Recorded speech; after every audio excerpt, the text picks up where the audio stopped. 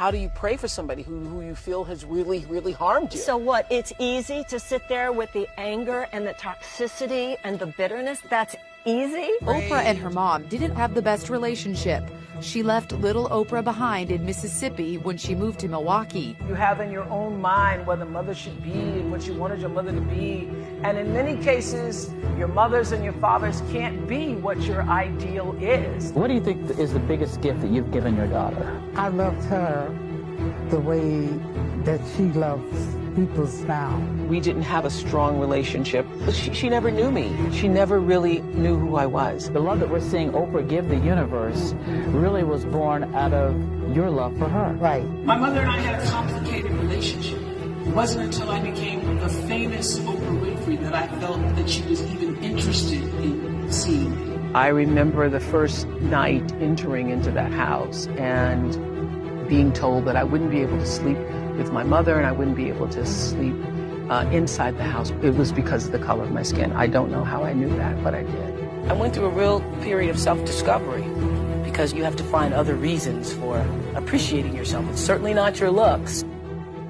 My grandmother was a maid. That's all she ever knew. Many times my grandmother would whip me with switches. She would braid the switches together and I'd get a whipping.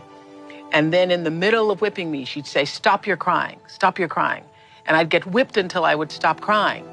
And then afterwards she would say, "You better wipe that pout off of your face. You better put a smile on your face." So you'd have to now act as though the beating that you just had didn't happen. I realized that that pain of not being able to express the emotion, that would be a huge pain body that I would end up carrying. When I was separated from my grandmother and sent to live with my mother at 6 years old, I suddenly land in a place that's completely foreign to me. I don't know anybody. I don't really even know my mother. I walked into that space feeling completely alone and abandoned with no explanation of why I was being sent away. I remember the first night entering into that house and being told that I wouldn't be able to sleep with my mother and I wouldn't be able to sleep inside the house, but there was a little foyer porch before you actually got inside the house. And I was put outside to sleep there. I later realized it's because it was the color of my skin. And my mother was boarding with this very light-skinned black woman who could pass for white. And I could tell instantly when I walked in the room that she didn't like me. It was because of the color of my skin. I don't know how I knew that, but I did. Years later, Oprah continues to be judged and criticized for her appearance. The new assistant news director came to me and said, "You know, your hair is too long, it's too thick, your eyes are too far apart, your nose is too wide, and your chin's too long, and you need to do something about it." I went through a real period of self-discovery because you have to find other reasons for appreciating yourself. It's certainly not your looks. My name is Oprah Winfrey. Oprah spelled O-P-R-A-H, and if you noticed, it's Harpo spelled backwards. So this show that just getting underway nationally. Mm-hmm. It's going to do. It'll do well. And if it doesn't? And if it doesn't, I'm not defined by a show. You know, I think we are defined by the way we treat ourselves and the way we treat other people. You know, it would be wonderful to be, acclaimed as this, talk show host who's made it. That would be wonderful. But if that doesn't happen, there are, other important things in my life. The moment I did that talk show, I felt like, oh, I can be myself. I felt like this is what I'm supposed to do. And that was August 14th, 1978. And that was the beginning of fulfilling the calling.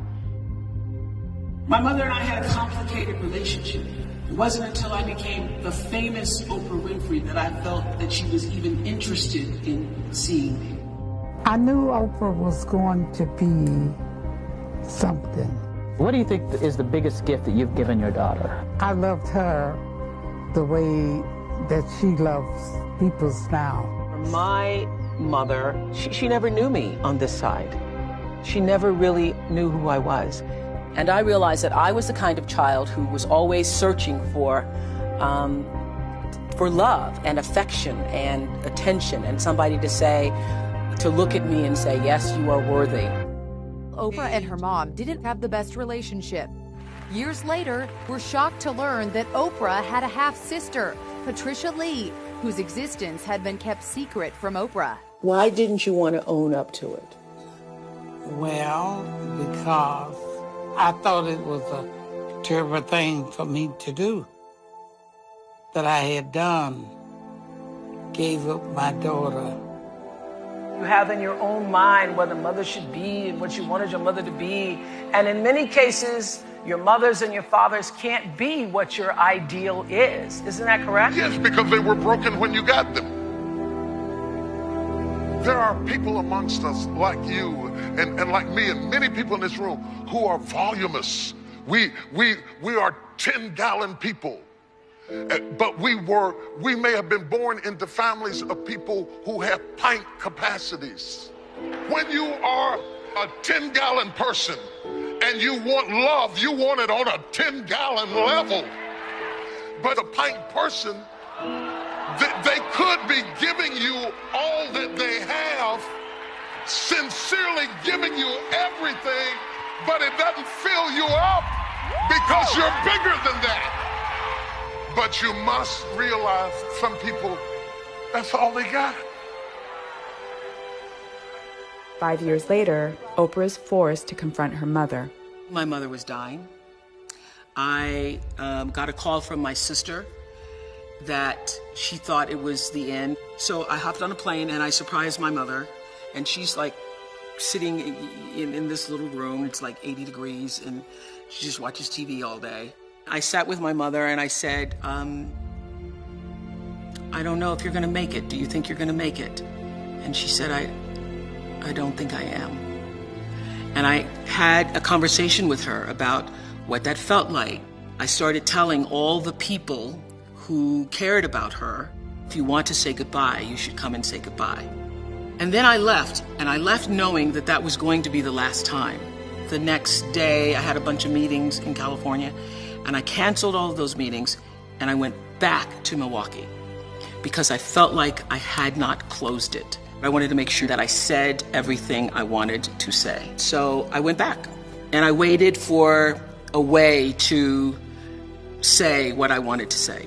And I was praying for a way in, and I just walked in with my iPhone, and something said, voice said, play some music. So I started playing some music, and I could see that it opened her a little bit, because my mother's been a very closed down person.